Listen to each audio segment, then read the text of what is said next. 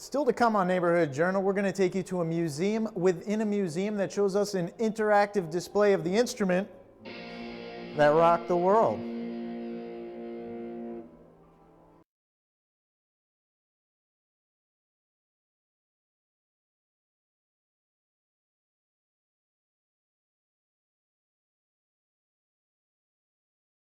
It's the perfect marriage of the physics of distance and amplitude. You throw in a little human emotion and some creativity in this device here, and you can rock the world. Until now, there has never been a museum in the history of the world dedicated to the guitar. The first guitar recorded in America was in 1594.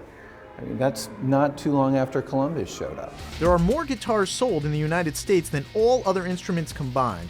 There are 3 million brand new guitars sold every year in the United States, plus the nearly 2 million more on the used, antique, and vintage markets. And there's been no museum for it up until now.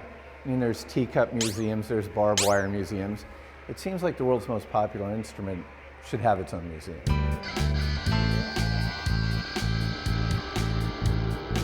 Instead of just putting it in some city where it might end up that nobody wants to go to, Cleveland. The idea was to tour the artifacts around the country in roughly 15 cities in the efforts to find a permanent home, and the Discovery Museum in Bridgeport, CT made for a great world premiere. The goal of the National Guitar Museum is to contain the evolution of the guitar and to bring it to the public in a form that is not only visually stimulating, but educational and interactive. You could spin this, and then when you pluck it, you actually see the different vibrations, the waveforms in each of the strings as you're looking through. So you can see that there's more going on with the string than simply one back and forth. You're actually creating sound waves and different frequencies. It's all about how much tension is going on, how thick the string is. The type of wood. Exactly. You get a different sound. Spruce, it's kind of bright. Completely maple. different. But then you get plywood. There's a prehistoric guitar over there. There are guitars and stringed instruments from all different cultures since Babylonian times. The nyatiti, which is still played in Africa today, primarily in Kenya and Tanzania. Do they know about the electric guitar? They do, Oh, but right. they don't. They still use this. In the early 1900s in America, bands had banjos and mandolins, which are really loud instruments. So the guitar couldn't kind of compete with that, especially because it had nylon or gut strings then, gut strings being sheep intestines. Sheep intestines. People like Leo Fender, who wasn't a guitar player, saw the problem of how can a guitar player keep up with the rest of the band for volume, and he figured out ways of making an affordable electric guitar. And then all of a sudden, all of these guitarists took this instrument and just boom, twisted the music world around and went from being backup players to being the leads of the world. The reason the guitar became so important to pop culture, especially in blues and folk, is that it was one of the only instruments you could pick up, carry with you, and sing and play at the same time. Can't sing with a flute, you can't carry a piano. And the purpose of this one-of-a-kind museum is to understand the history, cultural impact, and science behind the guitar. Can't beat that sound.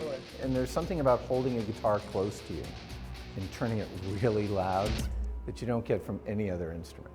In this kind of amp, you've got tubes underneath, Yeah. you've got electronics up top, you've got one big 12-inch speaker, and this thing could peel paint on the right day. It just goes to loud. It's It just- is really loud. Yeah. And there was even an interactive display telling us what loud is.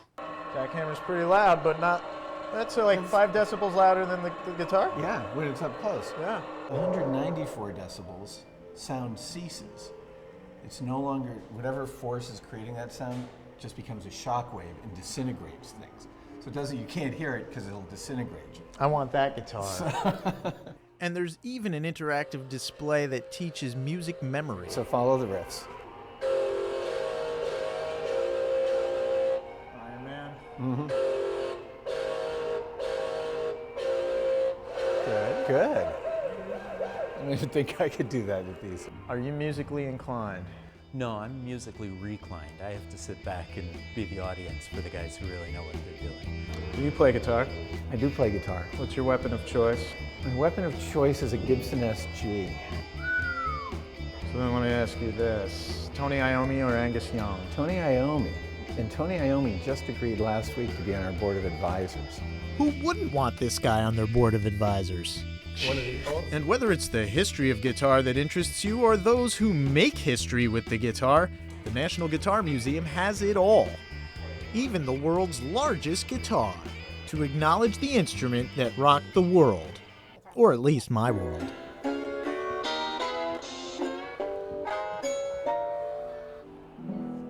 Very nicely done.